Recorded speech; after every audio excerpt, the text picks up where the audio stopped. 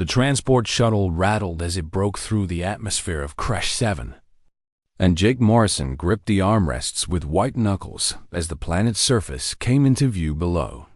All rust-colored rocks and deep canyons that stretched as far as he could see. First time on a frontier world? The pilot asked over the comms, her voice crackling with static. Jake nodded, then remembered she couldn't see him from the cockpit. Yeah, he said, trying to keep his voice steady. First assignment out of the core systems. The pilot laughed. Not unkindly, you picked a rough one to start with, Doc. New Haven isn't exactly a vacation spot. The shuttle descended toward a cluster of prefab buildings huddled together like frightened animals, surrounded by tall metal towers that hummed with energy, creating a barrier of sound that Jake could almost feel vibrating through the hull even from this distance. New Haven Colony looked smaller than he had imagined. Just a few hundred structures arranged in neat grids, with mining equipment scattered around the perimeter like fallen toys. The landing pad sat in the center of the colony, and as the shuttle touched down with a heavy thud, Jake gathered his medical kit and personal belongings. Taking a deep breath before the door hissed open, the air hit him first, hot and dry, tasting of minerals and something wild he couldn't quite identify. Director Ryan Webb was waiting at the bottom of the ramp.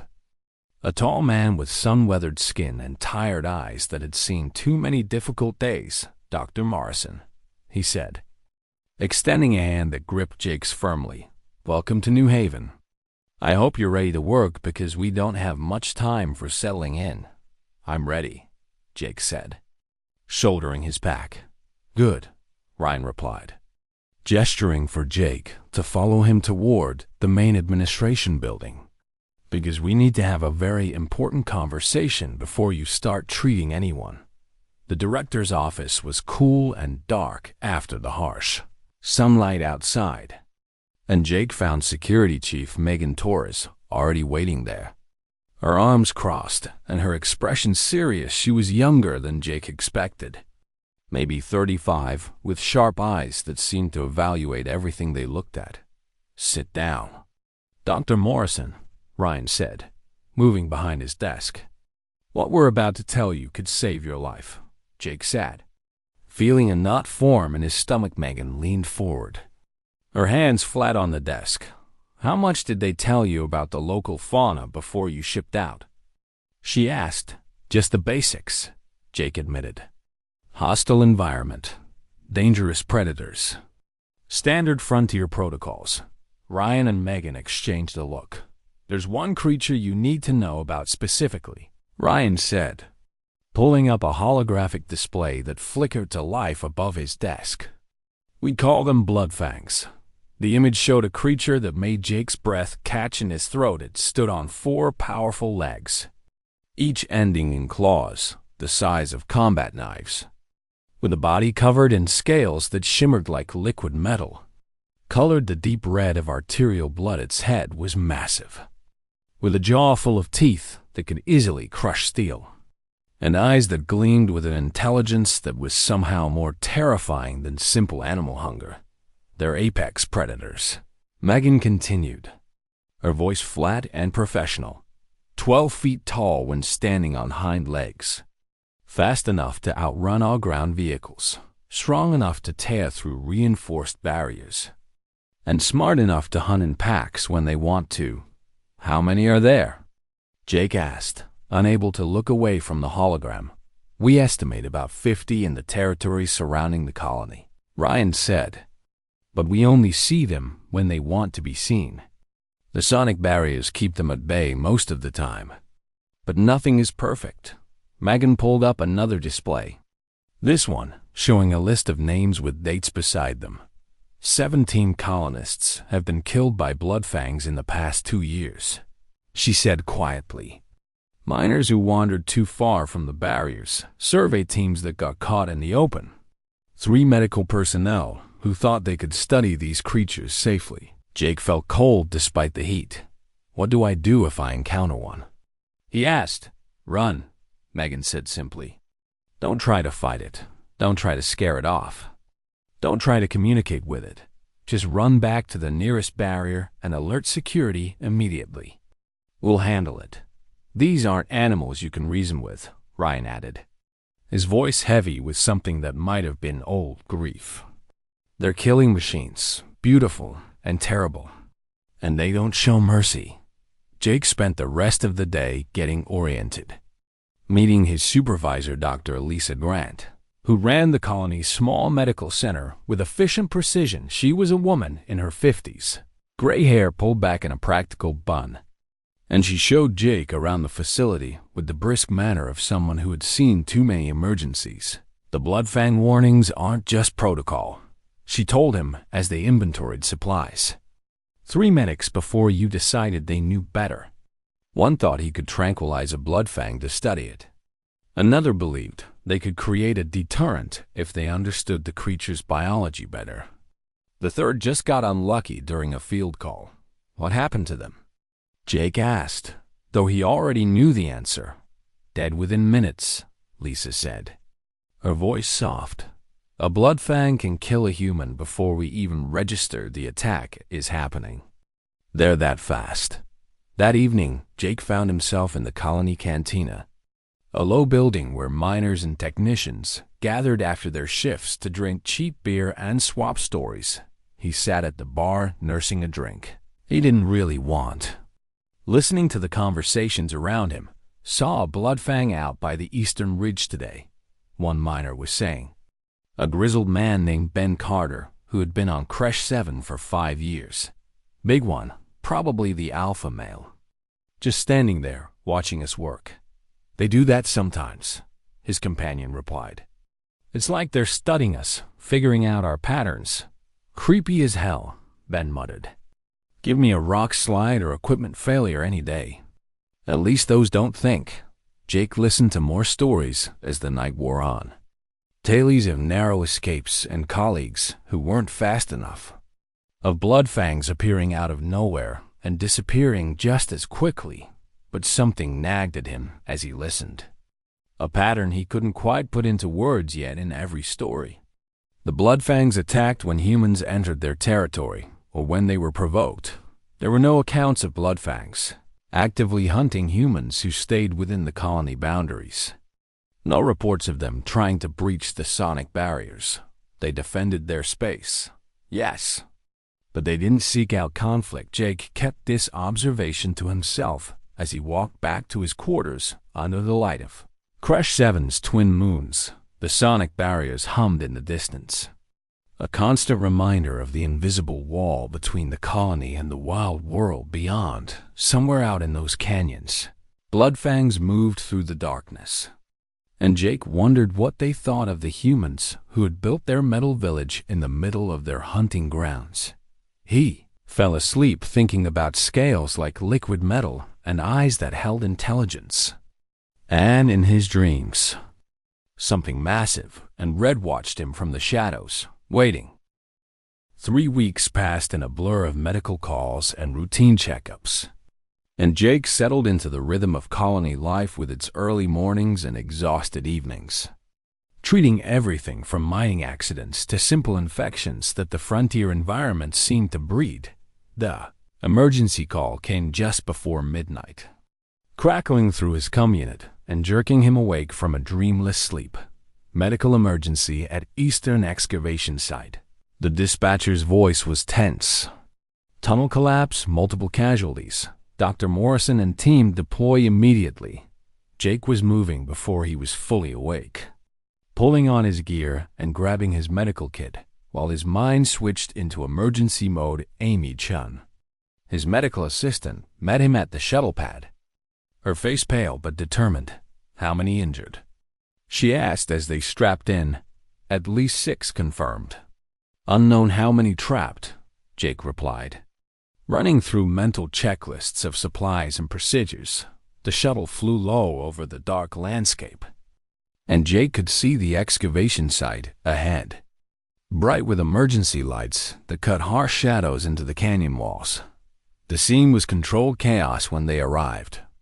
Miners digging frantically at the collapsed tunnel entrance while others tended to the injured. who had made it out. Jake and Amy worked through the night, setting up a field medical station and treating crushed limbs, broken ribs, and one severe head trauma that required immediate surgery. The portable surgical unit hummed as Jake worked, his hands steady despite the crude conditions, while Amy monitored vitals and kept the blood supply flowing. By the time the binary suns began to rise, painting the sky in shades of amber and gold, they had stabilized all the patients and the rescue teams had pulled out the last trapped miner. Jake stepped outside the medical tent, his scrubs stained with blood and his body aching with exhaustion. He needed air, needed a moment to decompress before they loaded the patients onto transport shuttles for the trip back to the colony. The eastern excavation site sat just beyond the range of the sonic barriers, in a narrow canyon where the mineral deposits were particularly rich, and in the growing dawnlight, Jake could see the raw beauty of Kresh 7's landscape. That was when he saw it. The Bloodfang moved along the canyon floor about 200 meters away, its scales catching the morning light like a living flame, but something was wrong with the way it moved. A hitch in its gait that spoke of pain and injury. Jake's medical training kicked in automatically, his eyes assessing the creature, even as his heart began to hammer in his chest. The Bloodfang was limping badly, favoring its left hind leg, and even from this distance, he could see the dark stain of blood matting its scales along one flank. The creature stopped every few steps, its massive head lowering as if the effort of walking was almost too much. Jake watched as it stumbled against the canyon wall, leaving a smear of blood on the rock, and something in his chest tightened. "Oh no," Amy's voice came from behind him, high and frightened. "Oh no." She was staring at the Bloodfang, her hand already reaching for her cum unit. "Don't move." "Dr. Morrison," she said quietly. "I'm calling security." "Wait," Jake said. But Amy was already speaking rapidly into her cum. "Security. This is medical team at Eastern Excavation. We have a Bloodfang 200 meters from our position, injured but still mobile. Requesting immediate response." The response was almost instant. "Copy that. Medical security team deploying. ETA 5 minutes. Get inside and seal the tent." Jake couldn't look away from the Bloodfang. It had collapsed now, lying on its side in the shade of a rock formation, its breathing visible even from this distance as its massive ribcage heaved with effort. Security Chief Megan Torres arrived with 4 officers, all armed with heavy pulse rifles designed to take down large predators. "Where is it?" she demanded, scanning the canyon. Jake pointed, and Megan raised her binoculars. "Badly wounded," she said after a moment. "Probably a territorial fight with another Bloodfang. Those claws can do serious damage, even to their own kind." She lowered the binoculars and turned to her team. "We take it down now, before it gets desperate enough to attack the excavation site. Spread out and—" "Wait," Jake said, the word coming out before he could stop himself. Megan looked at him with raised eyebrows. "Wait?" she repeated. "Dr. Morrison, that's a Bloodfang. Wounded animals are even more dangerous than healthy ones. It's dying," Jake said, activating his medical scanner and zooming in on the creature. "That wound on its flank, it's deep. Probably already infected. Without treatment, it won't survive more than a day or 2. "Good," one of the security officers muttered. Jake felt something hot and angry rise in his chest. "I want to help it," he said. The silence that followed was absolute. Megan stared at him like he had just suggested walking into space without a suit. "You want to what?" she asked slowly. "Help it," Jake repeated, his voice stronger now. "I'm a doctor. That creature is suffering. I can treat that wound. Have you lost your mind?" Amy said, grabbing his arm. "Jake, that thing will tear you apart the second you get close." "Maybe," Jake admitted. "But maybe not. Look at it. It's not aggressive. It's hurt and tired. It's a Bloodfang. Megan said flatly. "They're always aggressive." "That's what they are." Jake pulled up the scanner readings on his tablet, showing them the wound analysis. "This is a medical situation," he said. "As the senior medical officer on site, I have authority over potential biological hazards to the colony. That includes injured fauna that might carry infectious agents into our territory." It was the weakest argument he had ever made. And everyone knew it. Megan's eyes narrowed. "You're really going to pull rank on me over this?" she asked. "If I have to." Jake said he grabbed his medical kit before anyone could stop him and started walking toward the Bloodfang. "Morrison, stop!" Megan shouted, but Jake kept walking. His heart was pounding so hard he thought it might burst. And every survival instinct he possessed screamed at him to turn around and run behind him. He could hear Megan organizing her team into defensive positions. Weapons trained on the Bloodfang, with orders to fire if it made any aggressive move toward him. Amy was saying something urgent through his earpiece. But Jake reached up and muted his comm. He needed silence. Needed to focus. The Bloodfang's head lifted as he approached, those amber eyes locking onto him with an intensity that made him want to freeze in place. Jake stopped 50 meters away and slowly set down his medical kite, raised his empty hands, palms out, the universal gesture of peace. "Hey," he said softly, knowing the creature couldn't understand his words, but hoping his tone would convey his intentions. "I'm not here to hurt you. I want to help." The Bloodfang watched him, its chest rising and falling with labored breaths. Jake took a step forward. The creature's lips pulled back, revealing teeth like daggers, and a growl rumbled from its chest that Jake felt in his bones, but it didn't attack. It didn't run it. Just watched. Jake took another step. Then another. His legs felt like water, and sweat ran down his back despite the cool morning air 20 meters away now. Bloodfang could cover that distance in seconds, if it wanted to. Jake took another step. Then something extraordinary happened. The massive creature lowered itself to the ground with obvious effort, extending its wounded flank toward Jake in a gesture that was unmistakable. It was offering him access to its injury. The Bloodfang bowed its great head, amber eyes never leaving Jake's face, and in that moment, Jake understood something fundamental. This creature knew he wanted to help. It was giving him permission. Jake's hands were shaking as he closed the final distance, picking up his medical kit and kneeling beside a predator that could end his life with a single swipe of its claws up close. The Bloodfang was even more magnificent, its scales warm to the touch and pulsing with a faint inner light. The wound was worse than he had thought. A deep, ragged tear that had become badly infected. Jake opened his kit and began to work. Jake's medical training took over as his hands moved with practiced efficiency, pushing aside the fear that threatened to paralyze him.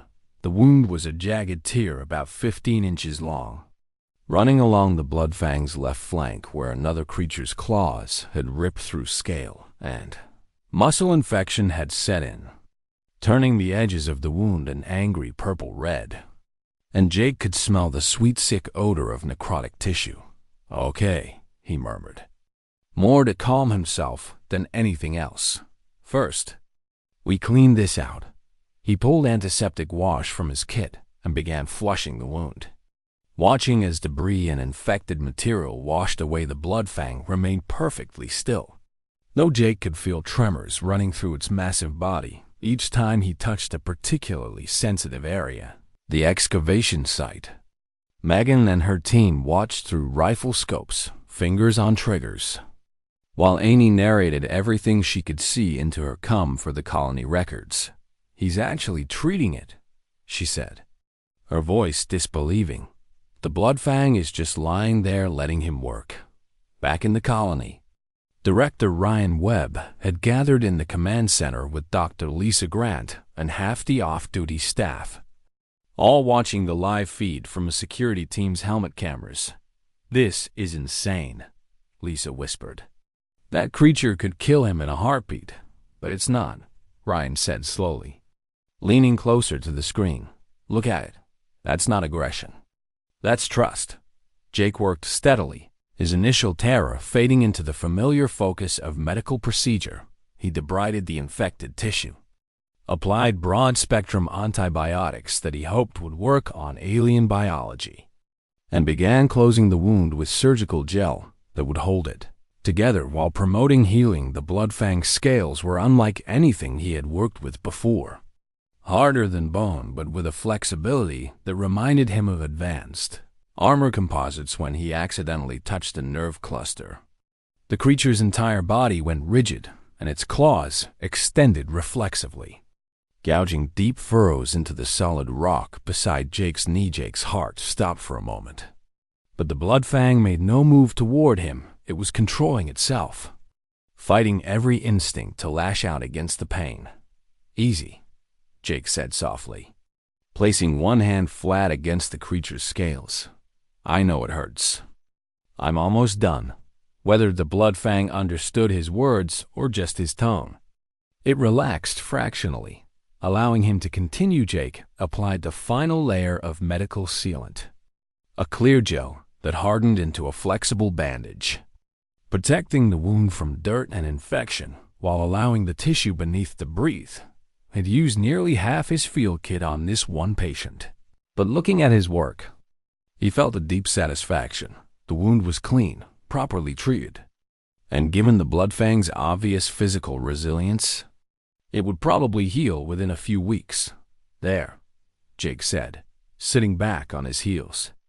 "That's the best I can do." He began packing up his equipment with hands that still shook from adrenaline. The Bloodfang remained motionless for a long moment, and Jake wondered if it was too weak to move or if something else was happening. Then, slowly, the massive creature rose to its feet. It towered over Jake, who was still kneeling on the ground, and for a terrifying second, Jake thought he had miscalculated everything. The Bloodfang could kill him now, could take the life of the creature that had caused it pain, even if that pain had been necessary for healing. Instead, the Bloodfang lowered its enormous head, bringing its face level with Jake's. Those amber eyes stared into his, filled with an intelligence that was undeniable, and Jake found himself staring back, unable to look away. Then the creature did something that would be talked about in the colony for years to come. It gently pressed its snout against Jake's chest, just over his heart, and held it there for 3 long breaths. The touch was warm and surprisingly gentle, and Jake felt the rumble of what might have been a purr vibrating through his sternum. Then the Bloodfang lifted its head, turned, and walked away down the canyon. Its gait was already stronger, more confident, and Jake watched until it disappeared around a bend in the rocks. The moment it was gone, Jake's legs gave out and he collapsed onto his hands and knees, shaking uncontrollably as all the fear and adrenaline finally caught up with him. "Medical, get back here now." Megan's voice crackled through his comm, which had automatically reactivated when the Bloodfang moved away. Amy reached him first, dropping to her knees beside him and checking him over with practiced hands. "Are you hurt?" she demanded. "Did it scratch you, bite you, anything?"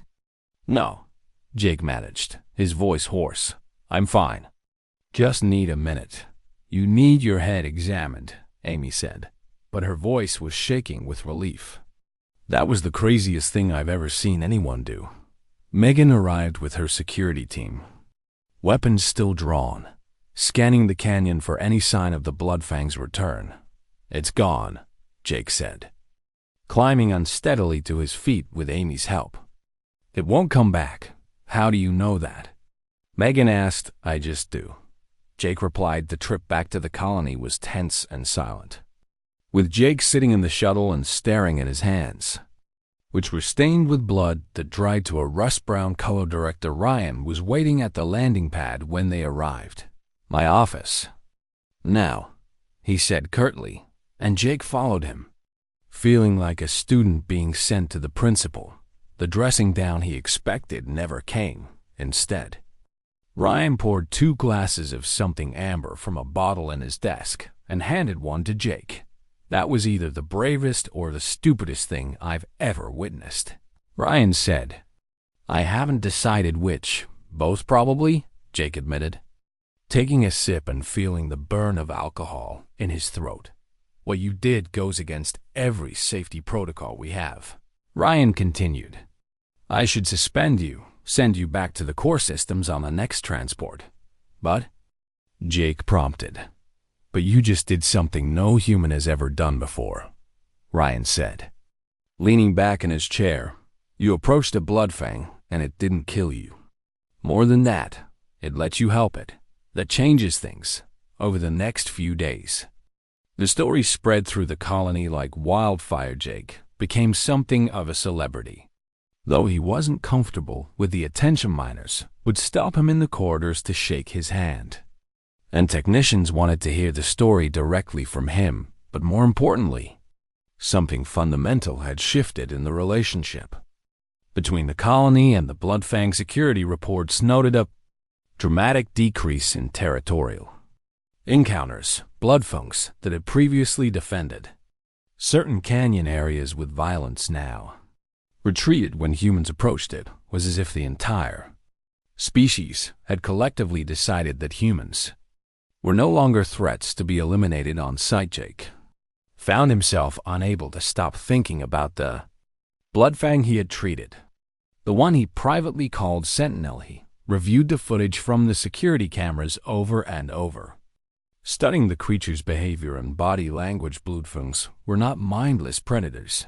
They were intelligent, possibly as intelligent as humans in their own way, with complex social structures and the capacity for reasoning. Jake began compiling every scrap of data the colony had on Bloodfangs, looking for patterns. What he found disturbed him. Every attack, every human death had occurred in areas that survey reports identified as Bloodfang nesting grounds or near locations where young Bloodfangs had been sighted.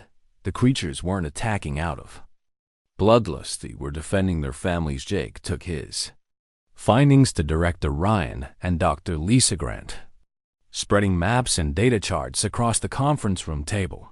We've been operating under a fundamental misunderstanding, he said. The Bloodfangs aren't monsters. They're parents protecting their children. Lisa studied the data, her expression thoughtful. The sonic barriers, she said slowly. The frequencies we use. They're probably agonizing the creatures with hearing that's sensitive.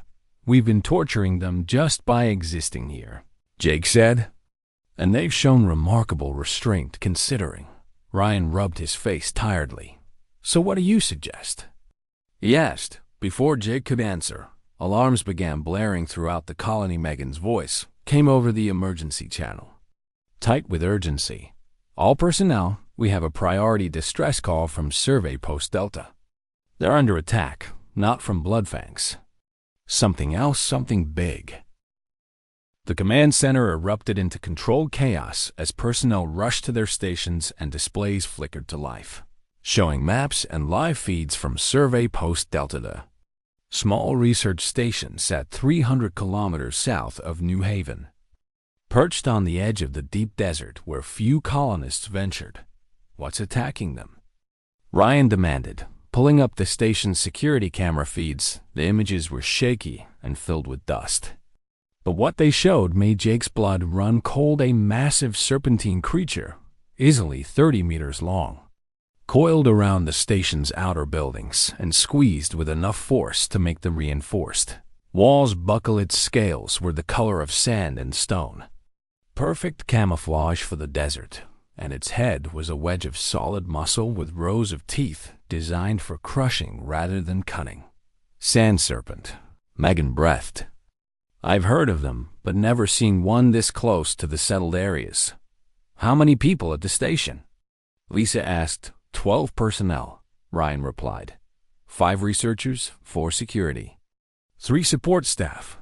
The radio crackled with desperate voices. This is Survey Post Delta.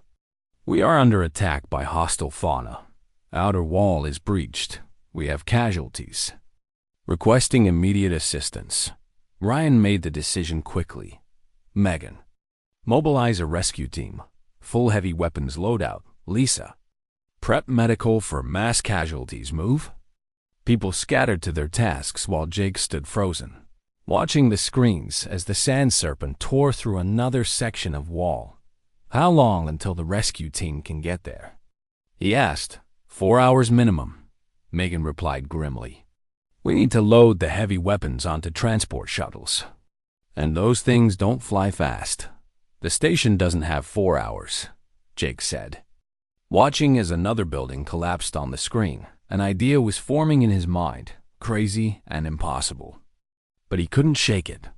I need a shuttle, he said. Suddenly, Ryan looked at him sharply. What are you planning, Morrison? Something that will probably get me killed, Jake admitted. But it might save those people before anyone could stop him. Jake was running toward the landing pads. He grabbed a pilot named Gary Foster, who was prepping a cargo shuttle. I need you to fly me to the southern canyons now, Jake said. What? I don't have authorization for. People are dying, Jake interrupted. We don't have time for authorization, please. Something in Jake's face must have convinced Gary, because he nodded and they were airborne within minutes. Where exactly am I going? Gary asked as they flew low over the rocky terrain. The canyon where I treated the Bloodfang, Jake said, pulling up the coordinates on his tablet. You're not serious, Gary said. You think it's still there? I hope so, Jake replied. The canyon appeared below them, and Gary brought the shuttle down in the same spot where Jake had treated Sentinel weeks ago. Jumped out before the landing struts had fully settled. And Gary called after him, How long should I wait? If I'm not back in 20 minutes, go help with the rescue team. Jake shouted back. He ran into the canyon, his heart pounding, scanning the rock faces and shadows. Sentinel, he called, feeling foolish but desperate. I need your help. The canyon was silent, except for the wind. Jake kept moving deeper, calling out, wondering if this had been the worst idea he'd ever had. Then he felt it. That prickling sensation of being watched. He turned slowly and found himself facing not one Bloodfang, but 6 sentinels stood in the center. The scar on its flank visible even under the healing scales, and around it were 5 others. Slightly smaller, but no less impressive. They had been tracking him since he entered the canyon. Jake's mouth went dry, but he forced himself to step forward rather than back. I need your help, he said, pulling out his tablet and bringing up the live feed from Survey Post Delta. He held the screen toward them, showing the images of the sand serpent destroying the station, of humans running and dying. There are people trapped, Jake continued, not knowing if they could understand but needing to try anyway. Children, families. They're going to die unless someone helps them. The Bloodfangs watched the screen with obvious interest. Sentinel moved closer, its amber eyes fixed on the images of the sand serpent. Jake toggled through the footage, showing the creature's size and power, showing the desperate defense the station personnel were mounting. Sentinel made a sound, a complex series of growls and clicks that the other Bloodfangs responded to with their own vocalizations. They were communicating, Jake realized with wonder, actual language with grammar and meaning. The exchange went on for what felt like forever while Jake stood there, holding his breath.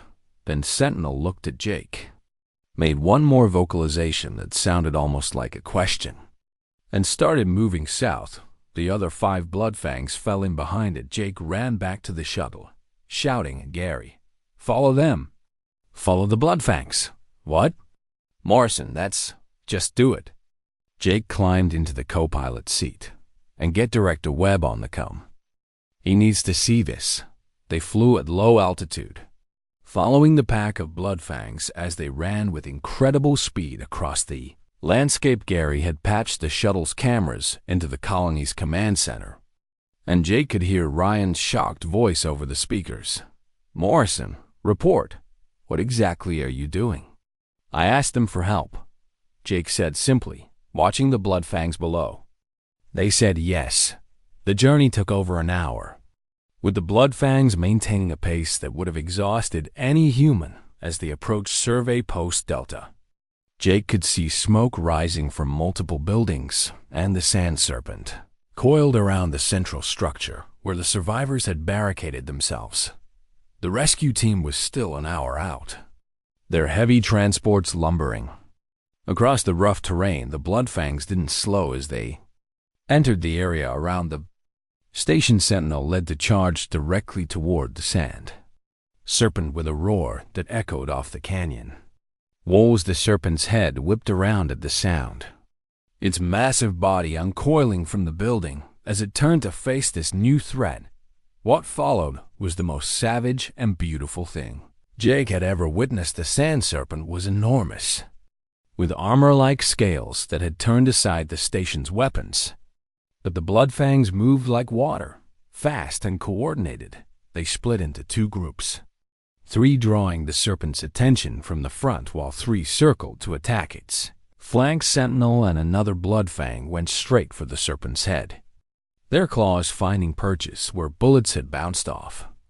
Tearing into softer tissue around the eyes and mouth, the serpent thrashed, its tail sweeping two Bloodfangs aside like toys. But they rolled with the impact and came back, attacking inside the station. The survivors watched through shattered windows, unable to believe what they were seeing. The battle raged for 15 brutal minutes. The Sand Serpent managed to catch one Bloodfang in its coils, squeezing with enough force to crack scales. But Sentinel tore open the serpent's neck, forcing it to release its grip. Blood stained the sand. Both the black ichor of the serpent and the crimson of Bloodfang injuries. Finally, overwhelmed and badly wounded, the Sand Serpent released its hold on the station and fled back toward the deep desert. Leaving a trail of blood behind it, the Bloodfangs let it go. Two injured themselves to pursue. Sentinel collapsed near the station's main entrance, its breathing labored and blood flowing from multiple wounds. Jake was out of the shuttle before Gary could stop him, running toward Sentinel with his medical kit. The other Bloodfangs watched him approach, but made no move to stop him up close. Jake could see that Sentinel had taken terrible damage defending the station. Deep gashes covered its body. One leg was clearly broken, and there was a crushing injury to its chest that made every breath a visible struggle. "Hey," Jake said softly, kneeling beside the creature's head. "You came when I asked. Now let me help you again." Sentinel's amber eyes focused on him with what looked like recognition and something that might have been gratitude. Jake started working, and this time Amy was beside him, having arrived with the rescue team together. They treated Bloodfang injuries while other medics helped the human survivors from the station director. Ryan arrived and stood watching in silence as humans and Bloodfangs, predator and prey, species that had been killing each other for years, worked together in the aftermath of Battle Morrison. He said finally, "I think you just changed everything." The sun was setting by the time they finished treating the wounded. 12 humans saved, 6 Bloodfangs injured but alive, and 1 Sand Serpent driven back into the deep desert. Sentinel lay on its side, wrapped in bandages and field dressings, its breathing steady now that Jake had stabilized the chest injury. Jake sat beside the great creature, his hands shaking with exhaustion. One of the rescued researchers, a woman named Carol Price, approached hesitantly. "They saved us," she said, her voice full of wonder. "We were going to die, and they came to help." "Yes," Jake said simply. "Why?" Carol asked. Jake looked at Sentinel, at the other Bloodfangs resting nearby, and thought about fear and trust, about the choice to heal rather than hurt, because someone had to be the first to reach across the divide, he said. And maybe they were just waiting for us to try. The weeks following the battle at Survey Post Delta transformed New Haven Colony in ways that no one could have predicted. Director Ryan Webb called an emergency colony-wide meeting 3 days after the incident, gathering everyone in the main assembly hall.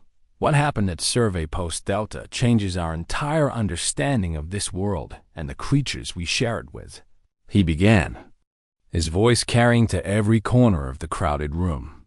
Dr. Morrison proved that the Bloodfangs are not mindless killers. They are intelligent beings capable of communication, cooperation, and even compassion. The announcement of policy changes came swiftly and with surprising support from the Colony Council. Sonic barriers would be reconfigured to frequencies that provided security without causing pain to Bloodfang hearing. All areas identified as Bloodfang nesting grounds were declared off-limits to mining and survey operations. A new protocol was established for peaceful coexistence, and Jake found himself appointed as the colony's official liaison to the Bloodfang population, a job title that had never existed before and that he wasn't entirely sure how to fulfill security. Chief Megan Torres approached him after the meeting, her expression thoughtful. "I owe you an apology," she said. "I thought you were crazy that day at the excavation site. Maybe you were. But you were also right. You were just trying to keep everyone safe," Jake replied. "That's your job. My job just got a lot more complicated," Megan said with a slight smile. "How exactly do you patrol when the local predators might be trying to help?"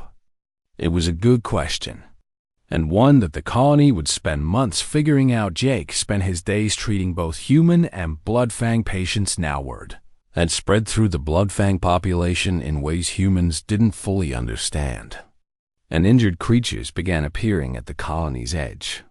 Waiting patiently for Jake to come treat them, he learned their body language, the meaning of different vocalizations, the signs of pain versus aggression. Dr. Lisa Grant assigned Amy to work with him full-time, and together they began documenting Bloodfang biology and medicine. "Their healing rate is remarkable," Amy said one afternoon as they examined the Bloodfang who had suffered a broken limb. 3 times faster than human baseline. Their immune system is incredibly robust too. They're adapted for a harsh environment," Jake said, applying a splint. "Earth is a death world compared to most planets, but Crash 7 might be even tougher." The Bloodfang they were treating rumbled softly. A sound Jake had learned indicated contentment or gratitude. He patted its shoulder, and the creature's eyes half closed in what looked remarkably like a cat's expression of pleasure. Sentinel became a regular presence around the colony. The great Bloodfang had recovered fully from its wounds, though new scars now crisscrossed its body alongside the original scar Jake had treated. It often appeared at dawn or dusk, watching the colony from the canyon rim, and colonists grew accustomed to the sight. Children would wave to it, and Sentinel would sometimes lower its head in what everyone interpreted as acknowledgement. Ben Carter, the miner who had told terrifying Bloodfang stories, Jake's first night in the colony, now had different tales to share. "I was out checking a sensor array last week," he told Jake over drinks one evening. "Equipment malfunction, standard stuff. But I didn't realize I'd wandered into a canyon that's apparently Bloodfang nursery territory." "What happened?" Jake asked. 3 adults showed up, and I thought I was done for," Ben continued. "But they just escorted me out. Walked on either side of me, like guards, until I was clear of their space. Didn't threaten, didn't attack. Just made sure I left." Stories like that became common. A survey team trapped by a sudden rock slide found Bloodfangs helping clear debris. A lost child who wandered beyond the barriers was found unharmed the next morning, with a Bloodfang standing watch over her until searchers arrived. The relationship wasn't perfect. There were still misunderstandings, moments of tension when humans moved too quickly or Bloodfangs reacted to perceived threats, but there were no more deaths. No more attacks. Both species were learning to read each other's signals, to respect boundaries, and communicate intent. Jake received a message from Anthropic Frontier Development, the corporation that funded the colony, requesting his presence for a virtual conference. The executives wanted to understand the situation and determine if similar protocols could be established at other colonies. Dr. Morrison, the CEO, said from her office, light years away. her image flickering slightly on the screen. "What you've accomplished is unprecedented. We have colonies on 17 frontier worlds, and human-fauna conflicts are our biggest challenge. If you can teach others what you've learned, with respect," Jake interrupted. "What I learned can't be taught in a manual. I didn't follow a protocol.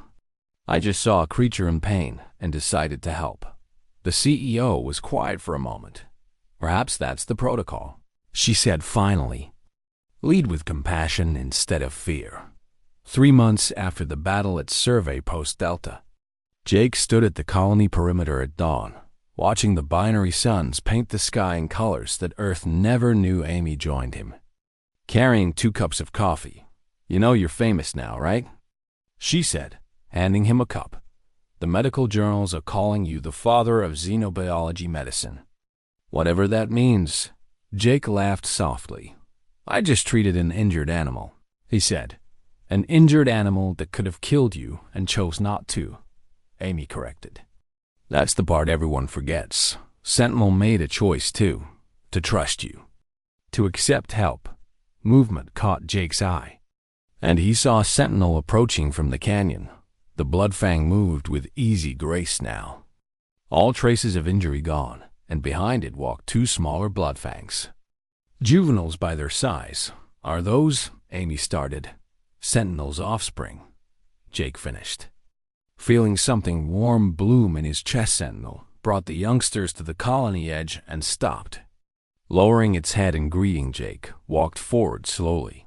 Knowing that this was an important moment, the young Bloodfangs watched him with curious amber eyes.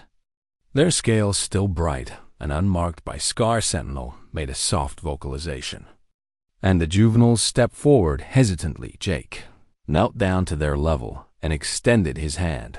After a moment's hesitation, the braver of the 2 young Bloodfangs approached and touched its snout to Jake's palm. The same gesture of trust and connection that Sentinel had shown him months ago. "They're teaching the next generation," Amy whispered from behind him.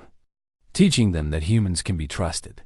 Jake felt tears prick his eyes as the second juvenile came forward, less hesitant now, and repeated the gesture. Sentinel rumbled with what sounded like pride, watching as its children learned to bridge the gap between species. "Director Webb was right," Jake said quietly. "Everything has changed." The young Bloodfangs bounded back to their parent, and Sentinel gave Jake one last long look before turning and leading them back into the canyons. Other colonists had gathered to watch, and Jake heard whispers of wonder and disbelief. Ryan Webb appeared at his side, his expression satisfied. "The council voted this morning," he said. "New Haven is officially designating itself as a shared territory colony. First of its kind, equal protection for human and Bloodfang populations. Joint stewardship of resources, that's a big step," Jake said. "You took the first one," Ryan replied. "The day you walked toward a dying Bloodfang instead of running away." Everything else just followed. As the suns climbed higher and the day's work began, Jake thought about fear and courage, about the walls humans built between themselves and the unknown. For thousands of years, humanity had met the universe with weapons first and questions later, and it had kept them alive, but also kept them isolated. What if the key to thriving among the stars wasn't superior firepower or advanced technology, but simply the willingness to see other beings as something more than threats? What if the most human thing they could do was extend compassion even to creatures with claws and teeth, to offer healing instead of harm? Jake didn't have all the answers, but he knew one thing with absolute certainty. Sentinel had taught him that courage wasn't the absence of fear. It was the choice to act despite it, or kneel before a predator and offer help too. Trust when every instinct screamed danger to. Believe that understanding was possible even across the vast gulf between species. As he walked back to the medical center to start his day, Jake passed miners heading out to their work sites, families taking children to school, Technicians maintaining the colony's systems life on New Haven. Normal and extraordinary all at once above the colony. Sentinel watched from the canyon rim. A Dardian and a friend, and in the distance, more Bloodfangs moved through their territory. No longer enemies but neighbors. The galaxy was vast and full of wonders and dangers that humanity was only beginning to understand.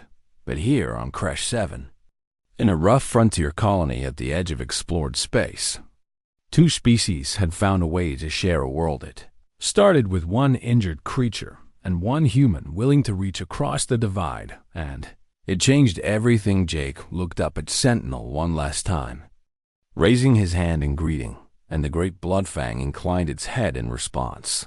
They had warned him never to approach the Bloodfang, had approached it anyway, and it had knelt and let him heal its wounds in doing so. They had healed something bigger than flesh and blood. They had healed the space between fear and understanding, between isolation and connection, and in that healing, they had shown the galaxy a different way forward.